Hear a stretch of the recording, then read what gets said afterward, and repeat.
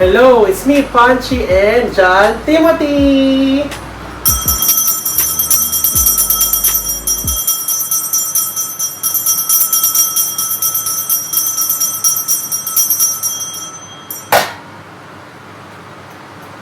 Alright, so today, magre-review at mag-unbox tayo nito! Tudun! May kapatid na siya! Ito ay 123 Sesame Street Cookie Monster 30cm figure. Nabili ko siya online for 1,099 pesos. Mas mahal siya ng konti kay Elmo. Cookie Monster. Ayan. Ayan. So, gaya-tsura niya guys. Oh. Ay, si Big Bird. Ayan. Ayan. Basta ayan. Cookie Monster. Para may kapatid na yung aking Elmo na ito. So yes, buksan na natin to and check natin kung maganda ba yung quality. And yes, ilalagay ko yung link sa description box down below. Let's go! Hello! So again, nabili ko siya online for 1,099 pesos. 1, 2, 3 Sesame Street Cookie Monster 30cm figure. So ayan siya guys. Toys R Us.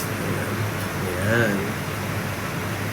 Again, nalagay ko link sa description box down below kung nagbabalak kayong bumili ng ganito. So, yung box niya, ganito siya. Similar nung nauna kay Elmo. And merong 1, 2, 3 Sesame Street. Si Cookie Monster na duling. 3+ years. Cookie Monster figure. Sa Toys R Us, nakalagay dito 1,199.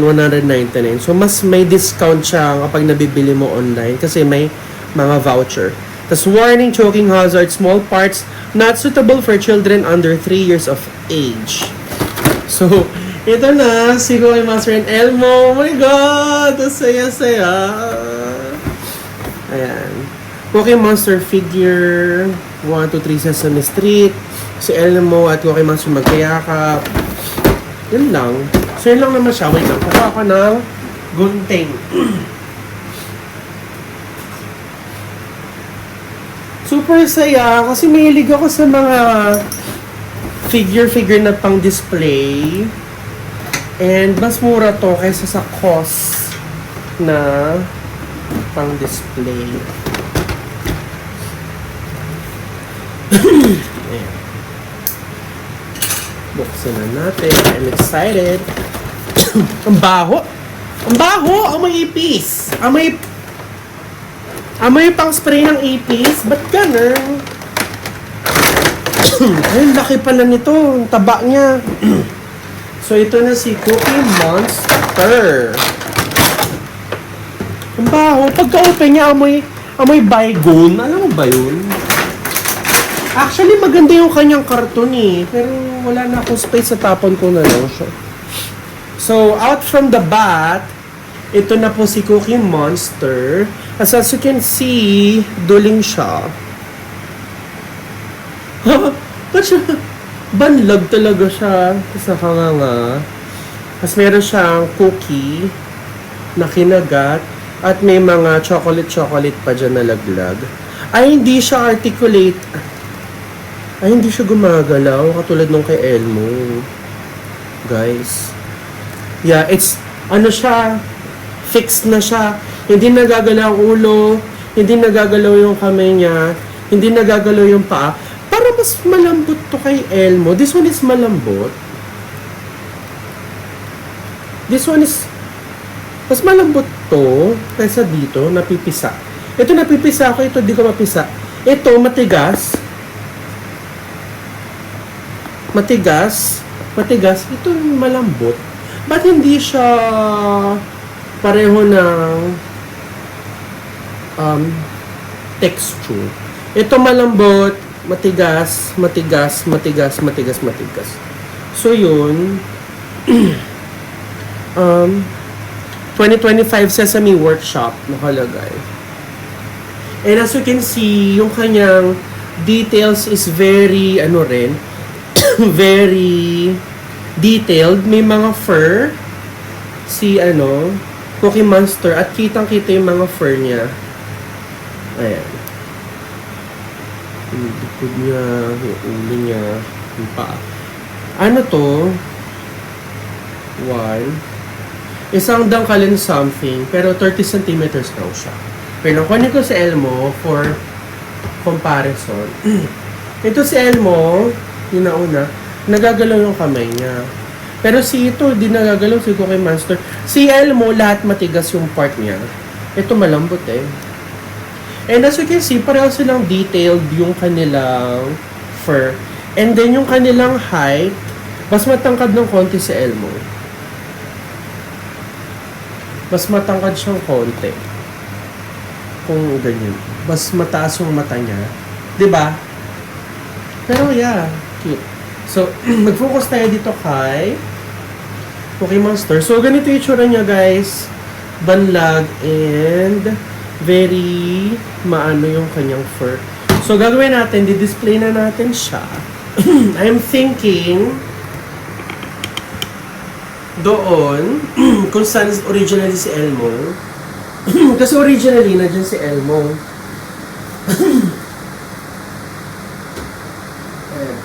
Originally, nandiyan si Elmo.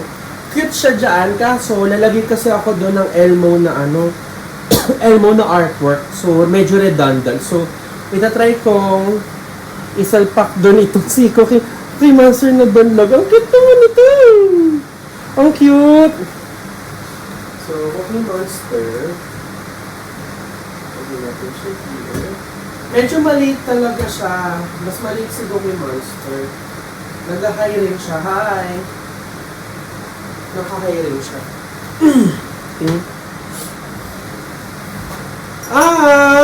Ang cute ng Cookie Monster. Pero siguro si Elmo mas nagpa-pop siya doon kasi pula. Pero cute si Cookie Monster doon. Or, lagay natin siya there sa taas no shelf. Ang cute niya. Yung itsura niya, Cookie Monster. Lagay ko sa may taas ng shelf.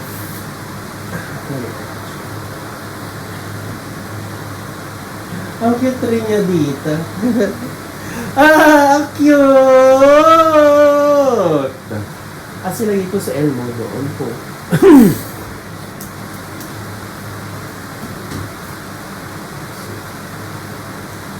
Hindi natin kung okay na ba yung ganito setup. So, yun si Elmo, nag-hi. So, kay Cookie Monster, nag-hi rin siya. So cute! Ang cute naman. Or pag-swap ko sila. Swap.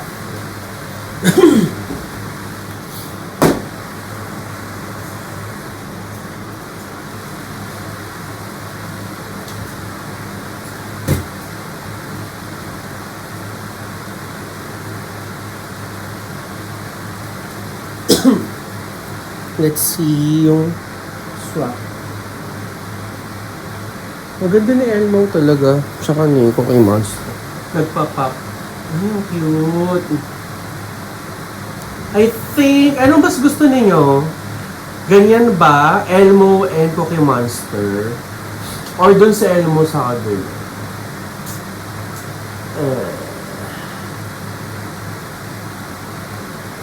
Last. Ano ba? Indecisive naman this person.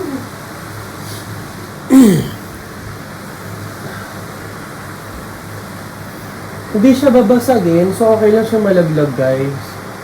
Kasi may mga pusa ako eh. Mga pusang to na colors.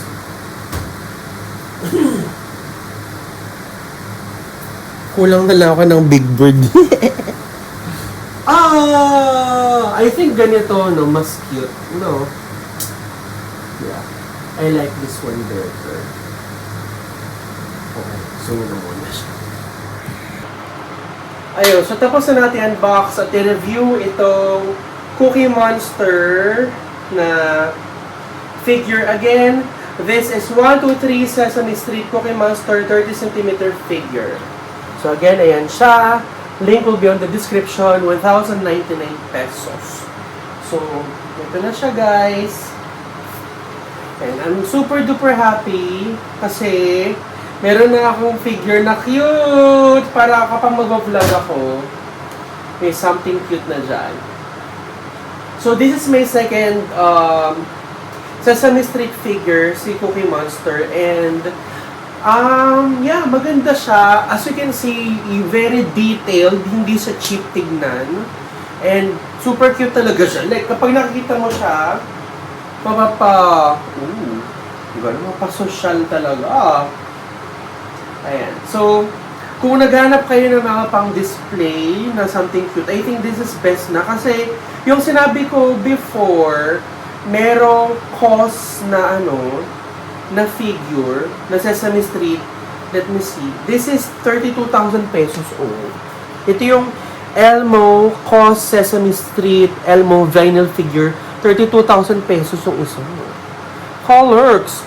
Pang display. So, this is mura na siya. Mahal siya, pero mura na rin compared sa 32K.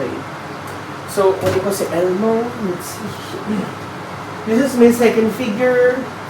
Dalawa na, magkapatid na sila. Kulang ko na lang ay si Big Bird. So, yan. Thank you so much guys for watching our vlog. And we love you so much. Bye-bye. Mwah.